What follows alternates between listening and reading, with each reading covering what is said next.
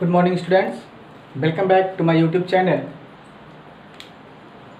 हम reflection refraction पढ़ चुके हैं। रिफ्रैक्टिव इंडेक्स क्या होता है ये भी पढ़ चुके हैं। और आज हम देखेंगे रिफ्लेक्शन और रिफ्रैक्शन से रिलेटेड कुछ डिवाइसेस जिनको हम कहते हैं ऑप्टिकल डिवाइसेस। ऑप्टिकल डिवाइसेस और ऑप्टिकल डिवाइसेस टू टाइप्स के होते हैं, reflective device and refractive device. मतलब ऐसे डिवाइसेस, ऐसे ऑब्जेक्ट्स जिनका यूज हम रिफ्लेक्शन को स्टडी करने के लिए यूज करते हैं, और ये रिफ्रैक्टिव डिवाइस जिसका यूज हम रिफ्रैक्शन को अंडरस्टैंड करने के लिए, उसके स्टडी के लिए यूज करते हैं। रिफ्लेक्टिव डिवाइस में कौन आता है? Spherical mirrors. And refractive device में कौन आते हैं? Spherical lenses. स्फेरिकल मिरर दो टाइप का होता है, concave mirror and convex mirror. Same as spherical lenses भी टू टाइप्स के होते हैं, concave lens and convex lens. अब समझिए जरा स्फेरिकल नाम क्यों पड़ा है इसका। पहले मिरर पे आ जाते हैं। इसको स्फेरिकल मिरर क्यों कहते हैं? क्योंकि ये सपोज एक स्फेयर था, ठीक, कैसे कंप्लीट करें तो एक स्फेयर बनेगा, गोला बॉल, और उसको यहाँ से कट कर लिया गया, काट कर इसको इतना निकाल लिया है, उसमें से ये पार्ट काट के निकाल लिया है, ठीक है। अच्छा, अब क्या किया गया है? इसके इस पोर्शन को पेंट कर दिया है। जैसे हम फेस मिरर में देखते हैं तो पीछे साइड से, बैक साइड से उसके पेंटेड होता है और फ्रंट साइड से रिफ्लेक्शन होता है। फ्रंट साइड से हम अपना फेस देखते हैं। तो इसमें भी देखो, अगर बल्जिंग साइड जो बाहर को, अगर हम सिर्फ इतने को देखें अपने मिरर को, इतना जो बाहर से बल्जिंग है, उभरा हुआ है, उसको पेंट किया है। और रिफ्लेक्शन कहाँ से हो रहा है? ये देखो, इंसिडेंट रे आई और रिफ्लेक्ट होकर ऐसे वापस आ गई, उस पार जा नहीं सकती क्योंकि पेंट हो गई, ट्रांसपेरेंट नहीं है। देखो अब इसका नाम कनकेव क्यों पड़ा? कनकेव, ये केव वर्ड से दिमाग में रखो। केव मीन्स गुफा। तो इस तरह से देखो, ये अंदर को धंसा हुआ है जैसे गुफा होती है। अगर रिफ्लेक्टिंग साइड, किसी मिरर का रिफ्लेक्टिंग जो सरफेस है वो अंदर को धंसा हुआ है, ठीक, तो उसको हम कहेंगे कनकेव मिरर। अच्छा, कन्वेक्स मिरर, ये भी देखो, इसको अगर हम कंप्लीट करें तो एक सर्कल बनेगा, स्फेयर बनेगा, इसमें से इतना पोर्शन काट के निकाल लिया। इसमें क्या किया? अब जो इसका केव वाला साइड से, जो धंसा वाला हिस्सा था, उस पर पेंटिंग कर दिया। लेकिन रिफ्लेक्शन कहाँ से हो रहा है? बल्जिंग साइड से। बल्जिंग साइड से, उभरे हुए पार्ट सरफेस से रिफ्लेक्शन हो रहा है, इंसिडेंट रे आई और रिफ्लेक्ट होकर इधर आ रहा है, तो इसको कहते हैं कन्वेक्स। तो कनकेव और कन्वेक्स में कंफ्यूज मत होना। कनकेव का मतलब अगर रिफ्लेक्टिंग सरफेस ऐसे है, गहरा है, अंदर धंसा हुआ है, तो वो कनकेव है, केव। और अगर रिफ्लेक्टिंग सरफेस ऐसा उभरा हुआ है बाहर, जहाँ से लाइट आए और रिफ्लेक्ट होकर वापस आए, अगर रिफ्लेक्टिंग सरफेस बल्जिंग आउटसाइड है तो वो कन्वेक्स होगा, मिरर में भी और लेंस में भी, ठीक है। अब ये कैसे बना होगा लेंस? इधर देखो, इसका एक स्फेयर पूरा होगा, एक इधर स्फेयर पूरा होगा, दो स्फेयर से पूरा होगा, ठीक। अब दो स्फेयर में से इतना इतना पार्ट काट के इनको जोड़ दिया गया है। अच्छा, अब देखो इसका रिफ्रैक्टिव सरफेस क्या हुआ? रिफ्रैक्टिव सरफेस इसका कैसा है? बल्जिंग इनवर्ड है या बल्जिंग आउटसाइड? इनवर्ड होगा, केव की तरह होगा तो कनकेव, और आउटसाइड बल्जिंग होगा तो कनकेव। अच्छा, ये ट्रांसपेरेंट होते हैं। देखिए, ये केव की तरह, इस पे लाइट आई और यहाँ से रिफ्रैक्ट होके इधर निकल गई, सीधा नहीं गई, रिफ्लेक्शन पड़ चुके, सीधा नहीं जाएगी, बेंड हो गई। अब कहाँ से हो रहा है? किस पे लाइट आ रही है? यहाँ पे देखना किस सरफेस पे लाइट पड़ी है, केव वाले साइड पर, तो कनकेव मिरर। और यहाँ कैसे, जो बल्जिंग आउटसाइड है उस पे लाइट पड़ रही थी, convex mirror, convex lens. Concave mirror को हम कहते हैं कन्वर्जिंग। कनकेव मिरर को कन्वर्जिंग मिरर भी कहते हैं। क्यों कहते हैं अभी समझो। और एक चीज याद रखना, मिरर और लेंस में उल्टा होता है। अगर इसका कनकेव कन्वर्जिंग है तो लेंस का कन्वेक्स कन्वर्जिंग होगा, ठीक। लेंस का कन्वेक्स कन्वर्जिंग होगा, ओके। यहाँ देखो कन्वेक्स मिरर, कन्वेक्स मिरर को हम कहते हैं डाइवर्जिंग, ये डाइवर्जिंग नेचर का होता है। ये क्यों कहते हैं अभी आपको बताते हैं। अब इसका उल्टा होगा, अगर यहाँ पे कन्वेक्स मिरर डाइवर्जिंग है तो लेंस में कनकेव मिरर क्या होगा, डाइवर्जिंग होगा। ठीक है, देखो अब हम मिरर से रिलेटेड, स्फेरिकल मिरर से रिलेटेड कुछ टर्म्स को देखते हैं। Terms related to spherical mirrors. पहला क्या है, अपर्चर। अपर्चर किसको कहते हैं, सपोज ये एक मिरर है, अच्छा अब देख के तो जान गए होंगे कैसा मिरर है, कनकेव, कनकेव मिरर है। इसका अपर्चर क्या है, ये जो लेंथ है ना M1 M2, ये जो इतनी पूरी लेंथ है इस मिरर की, इसी को कहते हैं अपर्चर। ठीक है, दूसरा टर्म क्या है, पोल, और पोल को कैपिटल P से डिनोट करते हैं, पोल को कैपिटल P से डिनोट करते हैं। अब ये जो अपर्चर है इसका जो मिड पॉइंट होता है, मिड पॉइंट याद रखना, इस मिड पॉइंट को कहते हैं पोल, और पोल को हम कैपिटल P से डिनोट करते हैं। तीसरा है सेंटर ऑफ कर्वेचर। अच्छा ये कैसा है, स्ट्रेट लाइन तो है ना, ये मिरर कर्व है ना। अच्छा इसको भी पता है, इधर एक इसका स्फेयर स्फेयर इधर कंप्लीट करें तो इसका स्फेयर कंप्लीट होगा। ठीक, तो सेंटर किस में होता है, सर्कल में बड़ा होगा, स्फेयर में भी सेंटर होता है। इस स्फेयर का जो भी सेंटर आएगा, ठीक, जो भी सेंटर होगा उसको हम कहेंगे सेंटर ऑफ कर्वेचर, और सेंटर ऑफ कर्वेचर को O से नहीं कैपिटल C से डिनोट करते हैं, कैपिटल C। नेक्स्ट पॉइंट है एक्सिस। अब देखो एक्सिस क्या होता है, एक्सिस सेंटर ऑफ कर्वेचर से, है ना, सेंटर ऑफ कर्वेचर से मिरर का जो अपर्चर है उसके किसी भी पॉइंट को जो ज्वाइन करने वाली लाइन है, चाहे यहाँ चाहे यहाँ चाहे यहाँ, ये सारे क्या हैं, एक्सिस है। और अच्छा एक्सिस का हमें कोई खास मतलब नहीं, यहाँ हमने लिखा है एक्सिस का मतलब क्या है, नॉर्मल। अब नॉर्मल कब होगा बाद में बताएंगे आपको। अब हमें जरूरत है प्रिंसिपल एक्सिस की। ठीक, प्रिंसिपल एक्सिस क्या होता है, एक्सिस कौन है, सेंटर ऑफ कर्वेचर को मिरर के अपर्चर के किसी भी पॉइंट से ज्वाइन करने वाली जो लाइन है वो एक्सिस है, बट सेंटर ऑफ कर्वेचर और पोल को ज्वाइन करने वाली लाइन यही है principal axis, principal axis. Next है principal focus, principal focus.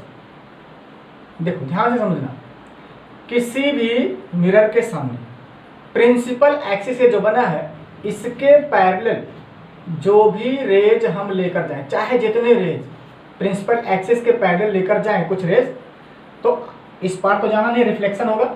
After reflection सारी की सारी रेज, आफ्टर रिफ्लेक्शन सारे के सारे रेज एक फिक्स पॉइंट से होकर जाएंगे। ठीक, आफ्टर रिफ्लेक्शन जितने सारे यहाँ आए और आफ्टर रिफ्लेक्शन जिस पॉइंट पे आके मीट करते हैं उसी पॉइंट को कहते हैं हम प्रिंसिपल फोकस, या जनरल में फोकस भी बोल देते हैं। और फोकस को हम कैपिटल F से डिनोट करते हैं। ठीक, कैपिटल F से। फोकल लेंथ, इसके बाद नंबर आता है फोकल लेंथ का। ये आपका मिरर, पोल, यहाँ कहीं सेंटर, इनको ज्वाइन करने वाली लाइन प्रिंसिपल एक्सिस। ठीक, अब जो आएगा फोकल लेंथ क्या होता है, देखो फोकस यहाँ आता है। अभी देखा आपने फोकस क्या होता है, जिस लाइन पे मीट करती हैं सारी रिफ्लेक्टेड रे, और कौन सी, जो पैरेलल जा रही है, प्रिंसिपल एक्सिस के पैरेलल जा रही हो, आफ्टर रिफ्लेक्शन जहाँ मीट करेंगी वो पॉइंट क्या है, फोकस। अच्छा ये कैपिटल F। अब एक चीज ये याद रखना, ये जो F आता है फोकल, प्रिंसिपल फोकस जो आता है वो C और P के बिल्कुल मिड पॉइंट पे आता है, बिल्कुल बीच में आता है। ठीक, तो हमें निकालना है फोकल लेंथ क्या होता है, याद रखना length, distance between pole and focus is called focal length, और उसको डिनोट करते हैं स्मॉल f से। इसके बाद है रेडियस ऑफ कर्वेचर। तो रेडियस ऑफ कर्वेचर का मतलब क्या हुआ, देखो अगर ये एक स्फेयर है, ये सेंटर है, तो यहाँ से यहाँ तक ये क्या है, रेडियस है। चाहे इसको ले लो और चाहे यहाँ से यहाँ तक की डिस्टेंस ले लो, सेंटर से फोकस तक, ये भी रेडियस कैपिटल R से दिखाते हैं। क्लियर? अच्छा, मिरर में यहाँ देखो, अगर ये रेडियस है, C से P तक रेडियस है और F से P तक फोकल लेंथ है, और आपको क्या बताया, ये जो F पॉइंट है फोकस, C और P का मिड पॉइंट है, तो यहाँ से क्या कह सकते हो, CP इक्वल टू क्या, 2FP। ध्यान से देखो भाई, ये क्या है, CP यहाँ तक है, FP यहाँ तक है। FP क्या है, CP का हाफ है, क्योंकि मिड पॉइंट पे है, CP का हाफ है, चाहे ऐसा कहो। अच्छा, यहाँ से क्या मिलेगा, CP क्या है, R, और FP क्या है, F, 2F। ये न्यूमेरिकल में काम आएगा, या इसका उल्टा भी कर सकते हो, focal length small f equals to R/2। ये हमें न्यूमेरिकल्स में काम आने वाले हैं। देखिए, जो terms related to spherical mirrors आपने देखा, उसकी डिफिनेशंस है बुक में, उसको आप नोट कर लीजिएगा। ठीक, हम अपने स्फेरिकल मिरर और लेंस के बारे में पढ़ें, उससे पहले आपके बुक में प्लेन मिरर के बारे में थोड़ा सा दिया गया, तो प्लेन मिरर के बारे में आप सिर्फ जान लीजिए, बहुत डिटेल में नहीं पढ़ना है। उससे रिलेटेड कुछ पॉइंट्स जान लीजिए।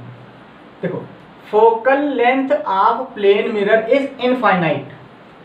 ठीक, फोकल प्लेन मिरर की जो फोकल लेंथ होती है वो कितनी होती है, इनफाइनाइट होती है। दूसरा पॉइंट है, image formed by a plane mirror is always virtual. अभी वर्चुअल इमेज और रियल इमेज क्या होता है भाई, आप देखोगे, अभी सिर्फ नोट कर लेना इसको, कि जो प्लेन मिरर से जो इमेज फॉर्म होता है वो वर्चुअल होता है। Third point, image distance is always equals to object distance. मतलब क्या है, यहाँ मान लो एक प्लेन मिरर आपने रखा हुआ है, तो जितने डिस्टेंस पे कोई ऑब्जेक्ट रखते हो मिरर से, जितने डिस्टेंस पे ऑब्जेक्ट है उतने ही डिस्टेंस पर आपका यहाँ पर इमेज बनेगा। ठीक। Fourth point, image size is always equals to object size. ठीक है, जितना बड़ा इमेज है उतना ही बड़ा ऑब्जेक्ट बनेगा, सॉरी जितना बड़ा ऑब्जेक्ट है उसका इमेज उतने ही साइज का बनेगा, कम ज़्यादा नहीं होगा। नेक्स्ट पॉइंट क्या है, when an object is brought closer to mirror image also comes closer। जैसे ये मिरर है, इसके पास यहाँ ऑब्जेक्ट रखा है और इमेज वहाँ बना है, अगर हम ऑब्जेक्ट को मिरर के क्लोज पास लाएंगे तो इमेज भी उसका पास आता जाएगा। आप प्रैक्टिकल करके घर पे देख सकते हो, जिसमें हम अपना फेस देखते हैं, मिरर रखो, उसके सामने हाथ रखो, मिरर रखो, उसके सामने कुछ रखो, तो इसमें आपको इमेज इसकी दिखेगी। अगर इस पेन को पास ले जाओ तो उसके अंदर जो इमेज बना होगा मिरर के वो पास आता हुआ दिखेगा, दूर ले जाएंगे तो दूर जाता हुआ दिखेगा। अब एक इंपॉर्टेंट चीज इसमें ये जान लो प्लेन मिरर के रिलेटेड, कि किसी भी ऑब्जेक्ट की फुल इमेज, पूरी इमेज बनाने के लिए कम से कम लेंथ प्लेन मिरर की कितनी होनी चाहिए, है ना? Minimum length of a plane mirror to form full image of an object. जैसे इस पेन का पूरा पूरा इमेज बनाना है तो इसके सामने प्लेन मिरर कितना बड़ा होना चाहिए, कितने लेंथ का होना चाहिए, एटलीस्ट कम से कम जो भी ऑब्जेक्ट है, अगर इस पेन को देखना है तो उसका आधा लेंथ का होना चाहिए मिरर। अगर इसके आधे लेंथ का मिरर है तो इसका पूरा इमेज उसमें बनेगा। ठीक, इससे बड़ा है तब तो बनेगा ही, कम से कम की बात है, कम से कम इसका आधा होना चाहिए, इसके आधे से कम होगा तो पूरा इमेज नहीं बनेगा। अब देखते हैं हम कनकेव मिरर को हम कहे थे कन्वर्जिंग है, कन्वर्जिंग मिरर भी बोलते हैं। क्यों बोलते हैं वो समझो। देखिए, इसके बीच में कहीं इसका पोल होगा और यहाँ कहीं सेंटर, और सेंटर और पोल को ज्वाइन करने वाली लाइन क्या होती है, प्रिंसिपल एक्सिस। ये आ गया प्रिंसिपल एक्सिस, और प्रिंसिपल एक्सिस के पैरेलल जितनी रेज ले जाओ, चाहे जितनी रेज। ठीक, अब आफ्टर रिफ्लेक्शन क्या होता है, देखो प्रिंसिपल एक्सिस के पैरेलल कुछ रेज डालो तो आफ्टर रिफ्लेक्शन क्या होगा, सारी की सारी रेज क्या होंगी, यहाँ आकर एक ही पॉइंट पे क्या हो गई है, कन्वर्ज हो गई हैं। कन्वर्ज मीन्स जो चीजें दूर दूर हैं उनको पास ले आना, कन्वर्ज करना। इस लेंस ने, सॉरी इस मिरर ने क्या किया, कनकेव मिरर ने क्या किया, ये जो लाइट रेज थी इतनी दूर दूर थी उनको सबको आफ्टर रिफ्लेक्शन क्या कर दिया, कन्वर्ज कर दिया, एक जगह पे मिला दिया, इसलिए इसको कहते हैं कन्वर्जेंट मिरर। अच्छा, इसमें अगर अब हम बात करें कन्वेक्स मिरर की, इसका pole and centre of curvature, इन दोनों को ज्वाइन करने वाली लाइन प्रिंसिपल एक्सिस। अब यहां पर अगर प्रिंसिपल एक्सिस के पैरेलल कुछ रेज हम ड्रॉ कर दें, कुछ रेज इस पे डालें प्रिंसिपल एक्सिस के पैरेलल, तो आफ्टर रिफ्लेक्शन देखो ये क्या होगा, इधर रिफ्लेक्ट होगा, है, ये इधर रिफ्लेक्ट होगा, ये ऐसा रिफ्लेक्ट होगा, ये ऐसा रिफ्लेक्शन होगा। ठीक है, इसने क्या किया, देखो यहां दो रेस के बीच में इतना डिस्टेंस था और इसने आफ्टर रिफ्लेक्शन ये बढ़ाता जा रहा है, डिस्टेंस बढ़ती जा रही है। ठीक, डिस्टेंस क्या हो रहा है, बढ़ता जा रहा है, इसलिए इसको कहते हैं डाइवर्जिंग मिरर। एक चीज में हम देखेंगे, ओके यहां से देख लेते हैं फिर से, कन्वर्जिंग डाइवर्जिंग हो गया। अब देखो कनकेव मिरर में जिस पॉइंट पर पैरेलल रेज, जो प्रिंसिपल एक्सिस के रेज पैरेलल है, वो जिस पॉइंट पर आफ्टर रिफ्लेक्शन आकर मिलती हैं, उस पॉइंट को हम convex mirror, sorry concave mirror का क्या कहते हैं, फोकस। और इसमें कन्वेक्स मिरर में कहाँ मिलेंगे भाई, इसका भी फोकस निकालना ही होगा, कहाँ मिलेंगी, नहीं मिलेंगी। हाँ, बट ये पीछे प्रोड्यूस करने पर इनको एक पॉइंट पे ये मीट करेंगी, यही इसका होगा फोकस। ठीक, तो कनकेव मिरर का फोकस क्या होता है, प्रिंसिपल एक्सिस के पैरेलल जो रेज ड्रॉ की गई आफ्टर रिफ्लेक्शन जिस पॉइंट पर मिलती हैं, वो होता है प्रिंसिपल एक्सिस कनकेव मिरर का फोकस। और यहाँ कन्वेक्स का प्रिंसिपल एक्सिस के पैरेलल डाली गई रेज आफ्टर रिफ्लेक्शन रियल में तो नहीं मिलती हैं, बट रिफ्लेक्टेड रेज को प्रोड्यूस करने पर जहां कहीं वो मीट होती हैं, रियल में तो नहीं मीट होती दिखती हैं, उस पॉइंट को इनका फोकस कहते हैं कन्वेक्स मिरर का। ठीक है, अब हम पढ़ते हैं रे डायग्राम के बारे में। ठीक है, रे डायग्राम मतलब किसी ऑब्जेक्ट का इमेज बनाने के लिए उसमें हम कितनी तरह की रेज को डाल सकते हैं। तो हमारे पास तीन तरह की रेज हैं। पहला, अब हम फर्स्ट कंडीशन की बात करते हैं। पहली रेस कौन सी डालते हैं, प्रिंसिपल एक्सिस के पैरेलल। ठीक, प्रिंसिपल एक्सिस के पैरेलल रेस डालते हैं।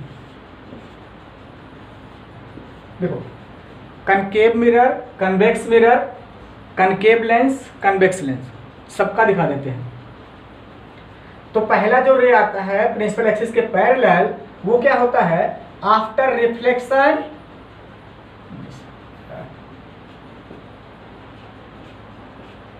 रिफ्लेक्शन मिरर के फोकस से होकर जाता है। अच्छा, कनकेव में क्या होगा, कनकेव में क्या होगा, अब ये तो रिफ्लेक्ट होके यहाँ कहीं जाएगा। ठीक, अच्छा इसका सेंटर इधर होगा भी नहीं, तो आपको पहले ये बता दें। देखो इसमें से अगर हमने ये पोर्शन काट लिया, इधर से पेंट कर दिया, क्लियर है, यहाँ कहीं इसका पोल आएगा और इसका सेंटर यहाँ होगा, दोनों को ज्वाइन करने वाली लाइन प्रिंसिपल एक्सिस। ठीक, और फोकस कहाँ होता है, सी और पी के मिड पॉइंट पे फोकस होता है। अब अगर हम बात करें कन्वेक्स मिरर की, है, यहाँ से काटा, इस साइड से पेंट किया, इस साइड से, तभी तो कनकेव होगा। इसका पोल बट इसका सेंटर इस साइड में आएगा, प्रिंसिपल एक्सिस। अब फोकस इसका कहाँ रहेगा, पोल और सी के बीच में। तो एक चीज याद रखना हमेशा, कनकेव का centre of curvature and focus सब कहाँ होता है, लेफ्ट साइड में, और कन्वेक्स का मिरर में, कन्वेक्स मिरर का कहाँ होता है, फोकस और centre of curvature right side में होता है। तो इसका मतलब क्या हुआ, यहाँ पर इसका फोकस, यहाँ कहीं सेंटर राइट साइड में होगा।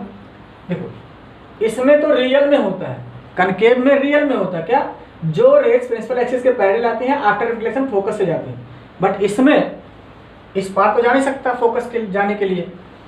हाँ, रियल में तो नहीं जाता है, बट इसको पीछे प्रोड्यूस अगर करें तब ये फोकस से जाएगा। इसमें तब कहते नहीं कि फोकस से जाता है, यहाँ कहते हैं फोकस से निकलता हुआ अपीयर होता। अगर यहाँ से हम देखें तो ये रे, ये जो रिफ्लेक्टेड रे है, यहाँ से निकलती हुई हमको दिखेगी।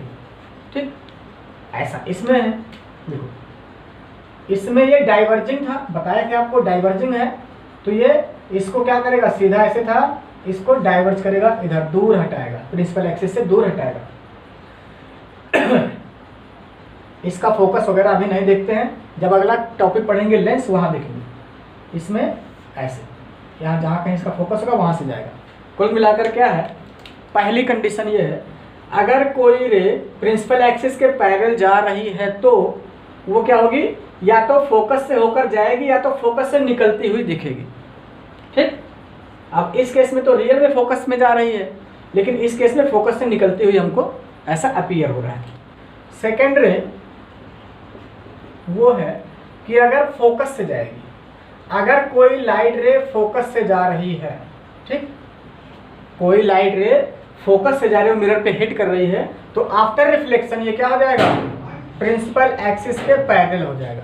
ठीक, आफ्टर रिफ्लेक्शन प्रिंसिपल एक्सिस के पैरेलल, इसका मतलब क्या है, इसका उल्टा है। देखो, अगर प्रिंसिपल एक्सिस के पैरेलल गया था तो आफ्टर रिफ्लेक्शन फोकस से आया था, और इसका उल्टा क्या हो, जब फोकस से जा रहा है तो आफ्टर रिफ्लेक्शन प्रिंसिपल एक्सिस के पैरेलल हो जाएगा। और यही क्या है, रिवर्सिबिलिटी ऑफ लाइट।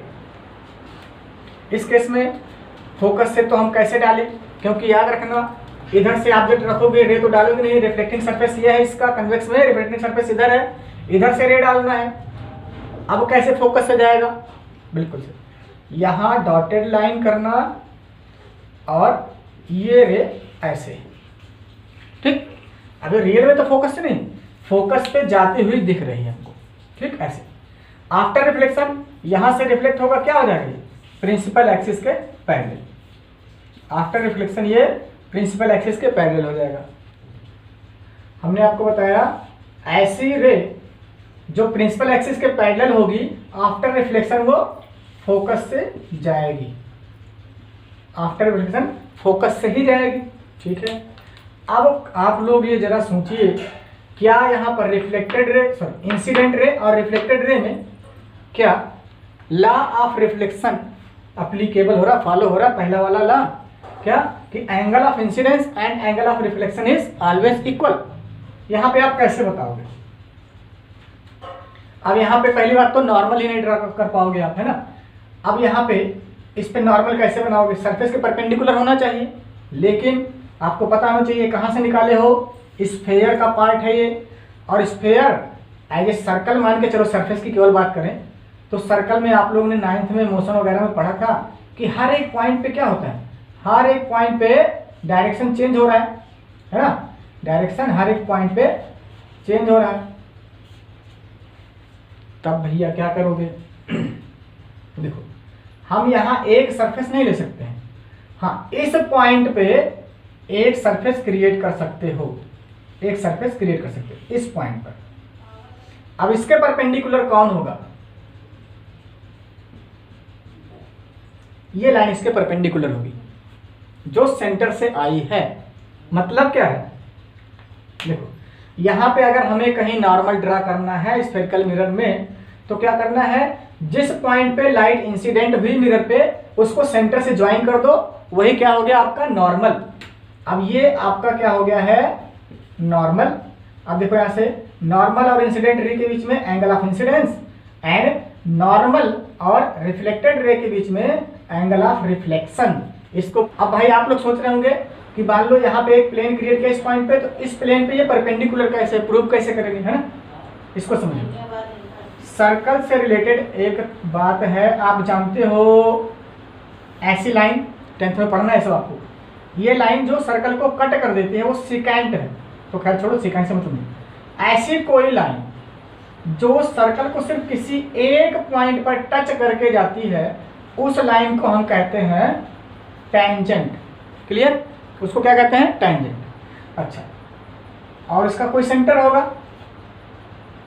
सेंटर से टेंजेंट पे जो लाइन जाती है और कहाँ, जिस पॉइंट पे उसने टच किया सर्कल को, और कहीं नहीं दिख रहा है भले, लेकिन किसी एक पॉइंट पे टच किया, तो यहाँ से जो रेडियस आएगी ना इस टेंजेंट पे क्या होती है परपेंडिकुलर। अब यही केस ये आप पढ़ोगे मैथ में, क्या टेंजेंट, टेंजेंट क्या होता है, सर्कल के किसी एक पॉइंट को टच करके जाने वाली लाइन है टेंजेंट, और सेंटर से उस पर एक ऐसा रेडियस डाला जाए जो सिर्फ उस पॉइंट से जाके टच करे जो जहाँ से टेंजेंट और सर्कल का टच हुआ था। तो ऐसा रेडियस क्या होता है, उस टेंजेंट पे परपेंडिकुलर होता है। अब यही केस यहाँ देख लो, ये क्या था भाई, कंप्लीट करने पर एक स्फीयर सर्कल ही तो बना, ठीक। और ये इसके लिए क्या था, सेंटर था। और यहाँ क्या बताए हैं, इस पॉइंट पे प्लेन क्रिएट किया, टेंजेंट की तरह काम कर रहा है। और ये क्या हुआ, सेंटर से इस पे रेडियस है, तो सेंटर से रेडियस टेंजेंट पे क्या होता है, परपेंडिकुलर, लेकिन उस पॉइंट पे आया है, ठीक। यहाँ से आप पता कर लो कि ये परपेंडिकुलर है, और परपेंडिकुलर है इसका मतलब ये नॉर्मल है।